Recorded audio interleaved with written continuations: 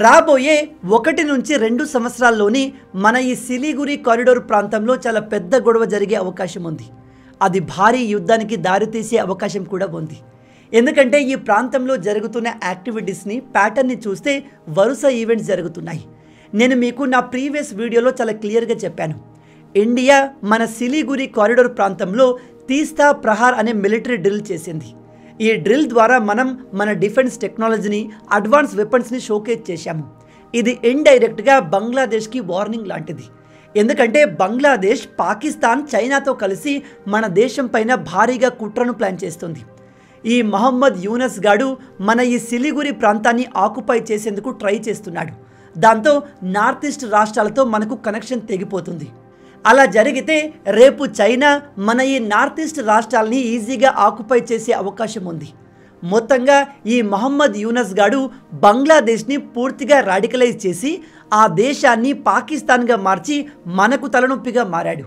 అందుకే ఇండియా రీసెంట్గా బంగ్లాదేశ్తో north east రాష్ట్రాలకు జరిగే ట్రేడ్ని కంప్లీట్గా ఆపేసింది. అయితే ఇప్పుడు ఒక ఇంపార్టెంట్ రిపోర్ట్ బయటకు వచ్చింది. ఇది మన దేశానికి అతిపెద్ద సెక్యూరిటీ థ్రెట్గా మారే అవకాశం ఉంది. విషయం ఏమిటంటే చైనా ఇదిగో మన సిలిగురి కారిడార్కి కేవలం 12 కిలోమీటర్ల దూరంలో బంగ్లాదేశ్లో ఒక మిలిటరీ ఎయిర్ బేస్ని ఏర్పాటు చేయబోతుంది. మీరు ఇక్కడ చూసినట్టయితే ఇదిగో ఈ ప్రాంతంలో బంగ్లాదేశ్లోని లాల్ మునిరత్ అనే ఏరియాలో చైనా అండ్ బంగ్లాదేశ్ కలిసి ఒక మిలిటరీ ఎయిర్ బేస్ని ఎస్టాబ్లిష్ చేస్తున్నారు. ఇది మన దేశానికి చాలా ప్రమాదకరం. ఎందుకంటే ఇక్కడి నుంచి మన సిలిగురి కారిడార్ కేవలం 12 కిలోమీటర్లు మాత్రమే.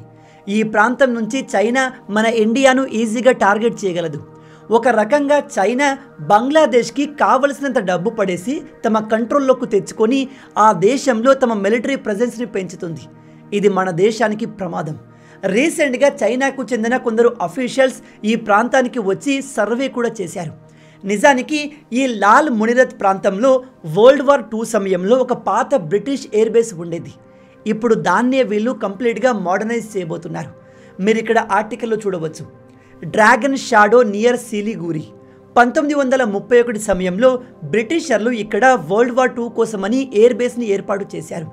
మీరు మ్యాప్లో చూసినట్టయితే ఈ ప్రాంతం చూడడానికి కంప్లీట్గా పొలాలతో సరౌండ్ అయి ఉంటుంది. ఇప్పుడు ఇక్కడ చైనా బంగ్లాదేశ్తో కలిసి అడ్వాన్స్ మిలిటరీ ఎయిర్ బేస్ని ఏర్పాటు చేస్తుంది. ఈ విషయాన్ని కన్ఫర్మ్ చేస్తూ టైమ్స్ ఆఫ్ ఇండియా కూడా ఒక ట్వీట్ని పబ్లిష్ చేసింది. Some Chinese officials inspect the British era లాల్ మునిరత్ ఎయిర్ఫీల్డ్.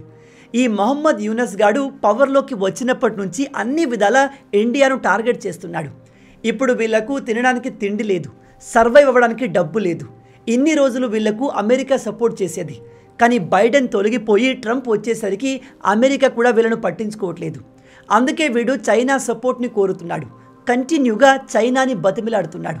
అయితే చైనా ఇక్కడ మన ఇండియాను కౌంటర్ చేయడానికి ఇప్పుడు ఈ మహమ్మద్ యూనస్ గాని యూజ్ చేసుకుంటుంది. ఈ దేశంలో జరిగే ప్రతి యాక్టివిటీలో ఇప్పుడు చైనా ఇన్వాల్వ్ అవుతుంది. కానీ చైనా ఏ పనిని ఫ్రీగా చేయదు.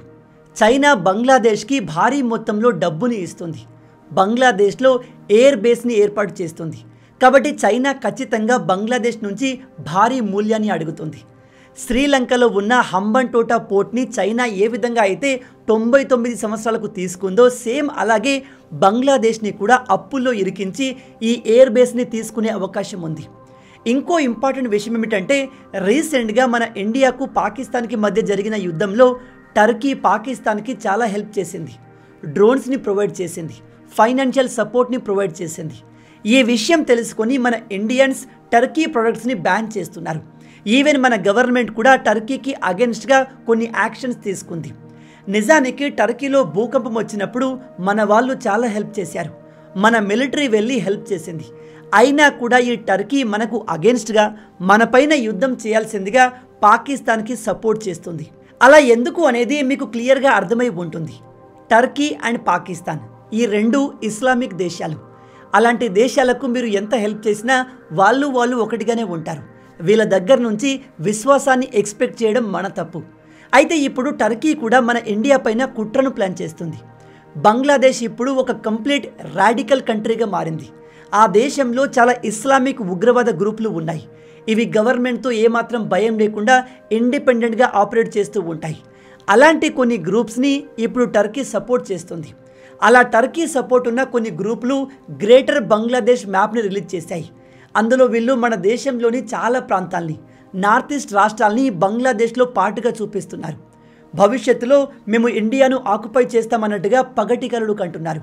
ఇండియాకి వార్నింగ్ ఇస్తున్నారు. ఇదంతా వీళ్ళు టర్కీ సపోర్ట్ తీసుకుని చేస్తున్నారు. మీరు ఇక్కడ ఆర్టికల్లో చూడవచ్చు.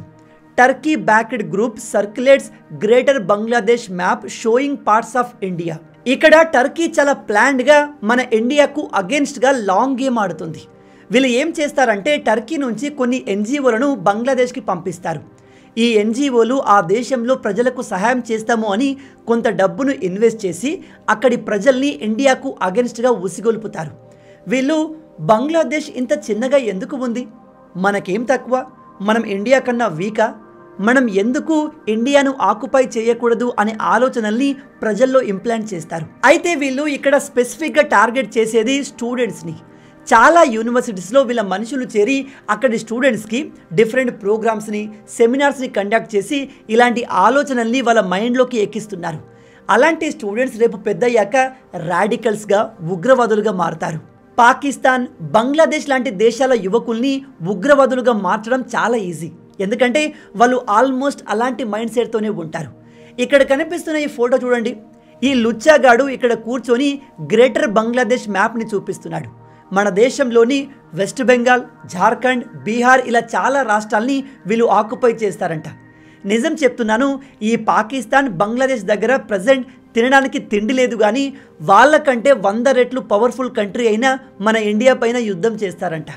ఇక్కడ మీరు క్లియర్గా అర్థం చేసుకోవాల్సింది ఏమిటంటే ఈ బంగ్లాదేశ్ అండ్ పాకిస్తాన్ రెండు రాడికల్ దేశాలు. ఆ దేశంలో సైన్స్, టెక్నాలజీ, డెవలప్మెంట్ అనే మాటే ఉండదు. ఏమంటే మా మతం, మా దేవుడు, మా మతమే గొప్పది, లోకం మొత్తం మా వాళ్ళే ఉండాలి అనే మైకంలో ఉంటారు. వీళ్లకు ఎవరు డబ్బులు ఇస్తే వాళ్ళ కింద కుక్కలుగా మారుతారు. ఇన్ని రోజులు అమెరికా కింద ఉన్న ఈ దేశాలు ఇప్పుడు తమ కొత్త మాస్టర్ అయిన చైనా కిందికి వచ్చాయి. ఈ రెండు దేశాలకు ఇండిపెండెంట్ థాట్స్ ఉండవు. ఇవి కేవలం ఇతర దేశాల చేతుల్లో పావులుగా మాత్రమే ఉంటాయి. ఇప్పుడు కొత్తగా టర్కీ బంగ్లాదేశ్ని హెవీగా ఇన్ఫ్లుయెన్స్ చేస్తుంది. నిజానికి బంగ్లాదేశ్లో టర్కీకి మంచి ఇన్ఫ్లుయెన్సే ఉంది. ఎందుకు అంటే ఇప్పుడు ఉన్న ఇస్లామిక్ దేశాల్లో మిడిల్ ఈస్ట్ కాకుండా ఎంతో అంత డెవలప్ అయిన దేశం టర్కీ. అండ్ ఇది యూరోప్లో భాగం, నాటోలో మెంబర్. కాబట్టి పాకిస్తాన్, బంగ్లాదేశ్ లాంటి చిల్లర దేశాలకు ఈ టర్కీ హీరోలాగా కనిపిస్తుంది. ఈ బంగ్లాదేశ్లో తమ ఇన్ఫ్లుయెన్స్ని పెంచడానికి టర్కీ ఏమీ చేయలేదు. కేవలం ఈ రెండు దేశాలు ఒకే మతాన్ని ఫాలో అవుతాయి అనే రీజన్తో ఇప్పుడు బంగ్లాదేశ్ టర్కీ ఇన్ఫ్లుయెన్స్లోకి వచ్చేసింది. ఈ ఇన్ఫ్లుయెన్స్ని ఉపయోగించే టర్కీ ఇప్పుడు బంగ్లాదేశ్ని మన ఇండియాకు అగెన్స్ట్గా యూజ్ చేస్తుంది. ఇక్కడ మీరు ఆర్టికల్లో చూడవచ్చు. టర్కీ, దీన్ని వీళ్ళు తుర్కియే అని పిలుస్తారు. Turkiye can replace India others as Bangladesh key trade partner. Bangladesh, Pakistan ఈ రెండు దేశాలు తమ వినాశనాన్ని తామే కోరుకుంటాయి. చైనాకి కానీ, అమెరికాకి కానీ, ఇప్పుడు టర్కీకి కానీ ఈ దేశాలు ఏమైపోతాయి, ఈ దేశాల్ని అభివృద్ధి చేద్దామనే ఆలోచన ఏమాత్రం ఉండదు. పాకిస్తాన్ అండ్ బంగ్లాదేశ్లను ఇతర దేశాలు తమ అవసరానికి యూజ్ చేసుకుంటాయి తప్ప వాటిని అభివృద్ధి చేయవు. నిజం చెప్పాలంటే ఈ దేశాల మంచి కోరుకునేది మన ఇండియా మాత్రమే. కానీ వీళ్ళు మన శత్రువులతో కలిసి మనల్ని టార్గెట్ చేస్తున్నారు. ఇప్పుడు చైనా బంగ్లాదేశ్లో మిలిటరీ యాక్టివిటీస్ని పెంచి ఇండియాను రెచ్చగొడుతుంది. రేపు ఇండియాకు బంగ్లాదేశ్కి మధ్య యుద్ధం జరిగితే మనం చాలా ఈజీగా పాకిస్తాన్కి బుద్ధి చెప్పినట్టు బంగ్లాదేశ్కి చెప్పగలం. ఇక్కడ చైనాకు వచ్చే నష్టమేమీ లేదు. నాశనం అయ్యేది బంగ్లాదేశ్ అండ్ బంగ్లాదేశ్కి మనకు ఉన్న రిలేషన్స్. మన ఇండియా దురదృష్టం ఏమిటంటే బంగ్లాదేశ్, పాకిస్తాన్ లాంటి ఇస్లామిక్ రాడికల్ దేశాలు మన పక్కన ఉండడం. ఈ రెండు దేశాల్ని మన ఇండియా ఒకేసారి బీట్ చేయగలదు. 2 ఫ్రంట్ వార్ వచ్చినా ఈ రెండు దేశాల్ని మనం సర్వనాశనం చేయగలం. కానీ మన ఇండియా అలా చేయదు. మనం అందరం కలిసి ఉండాలి అనే మెంటాలిటీతో ముందుకు వెళ్తాం. కానీ వాళ్ళు అలా లేరు. కాబట్టి ఇప్పుడు మ్యాక్సిమం ఇండియన్స్ కోరుకునేది ఏమిటంటే మోడీ గారు మన ఇండియాను పాతలాగా మంచితనంతో కాకుండా కాస్త అగ్రెసివ్గా, మరింత పవర్ఫుల్గా మార్చాలి అని. మన ఆపరేషన్ సింధూర్లో ఎలాగైతే పాకిస్తాన్ని మనం చిత్తు చేశామో అదేవిధంగా బంగ్లాదేశ్ని చెయ్యాలి. బంగ్లాదేశ్, చైనా, టర్కీ ఇతర దేశాల సపోర్ట్తో మన మీద యుద్ధానికి వచ్చే ముందే మనమే ఆ దేశాన్ని ముక్కలు చేయాలి. మీరు ఇక్కడ మ్యాప్లో చూడండి. ఈ బంగ్లాదేశ్కి చుట్టూ మనమే ఉన్నాం. అయినా కూడా ఈ దేశంలోని ప్రజలకు నాయకులకు ఇండియాను ఓడించగలము అనే నమ్మకం ఎలా వస్తుందో అర్థం కావట్లేదు. నేను అనుకునేది ఏమిటంటే ఇక మంచితనం పనికిరాదు, పాకిస్తాన్కి హెల్ప్ చేద్దాం, బంగ్లాదేశ్కి హెల్ప్ చేద్దామనే ఆలోచనని ఇండియా మానేసుకోవాలి.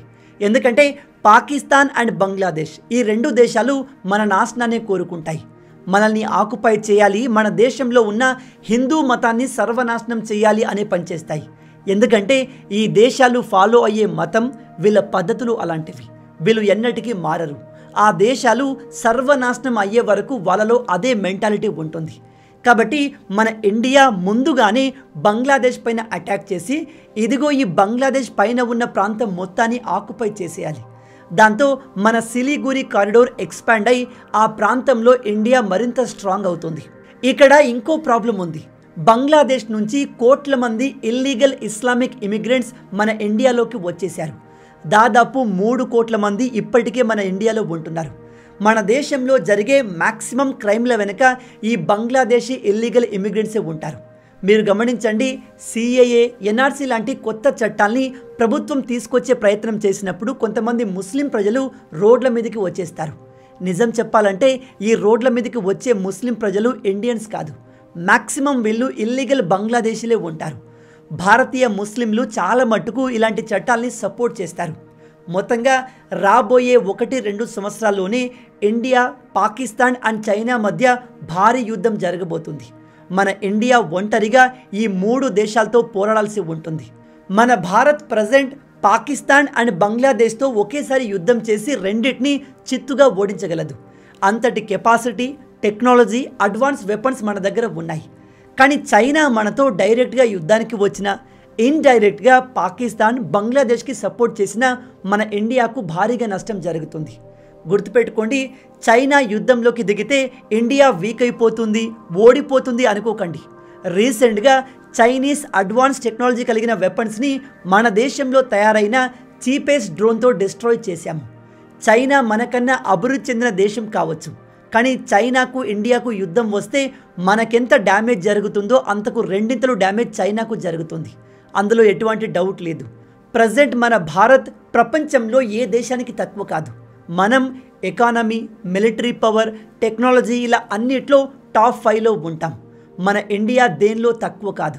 ఈ విషయం ఎందుకు చెప్తున్నాను అంటే నా ప్రీవియస్ వీడియో కామెంట్స్లో చాలామంది మిత్రులు చైనాతో యుద్ధం వస్తే మనం గెలుస్తామా, చైనా మనకంటే పవర్ఫుల్ అంటూ కామెంట్స్ చేస్తున్నారు. గుర్తుపెట్టుకోండి, చైనా దేశం మొత్తాన్ని కవర్ చేసి డిస్ట్రాయ్ చేసే రేంజ్ అండ్ పవర్ కలిగిన వెపన్స్ మన దగ్గర ఉన్నాయి. కాబట్టి చైనా విషయంలో మనం వర్రీ అవ్వాల్సిన అవసరం లేదు. ఇక బంగ్లాదేశ్ విషయానికి వస్తే పాకిస్తాన్కి రీసెంట్గా మనం ఏ విధంగా అయితే బుద్ధి చెప్పామో సేమ్ అలాగే ఇప్పుడు బంగ్లాదేశ్తో చేయాల్సిన అవసరం ఉంది. త్వరలోనే బంగ్లాదేశ్ మన భారత్ ఉగ్రరూపాన్ని చూడబోతుంది. మీ ప్రకారం మన ఇండియా బంగ్లాదేశ్ పైన ఎటువంటి యాక్షన్ తీసుకుంటే బాగుంటుంది? మన ప్రభుత్వం ఈ ఇల్లీగల్ బంగ్లాదేశ్ ఇమిగ్రెంట్స్ విషయంలో ఎందుకు స్ట్రిక్ట్గా ఉండట్లేదు? ఈ బంగ్లాదేశ్ అండ్ చైనా ఈ రెండు ఒకేసారి కలిసి మనపైన యుద్ధానికి వస్తే మన ఇండియా వీళ్ళను ఎలా కౌంటర్ చేస్తే బాగుంటుంది? మీ ఆలోచనల్ని కింద కామెంట్లో చెప్పండి. ఈ వీడియో మీకు నచ్చింది అనుకుంటున్నాను. నచ్చితే అలా ఊరికే చూసి వెళ్ళిపోకుండా వీడియోను లైక్ చేయండి.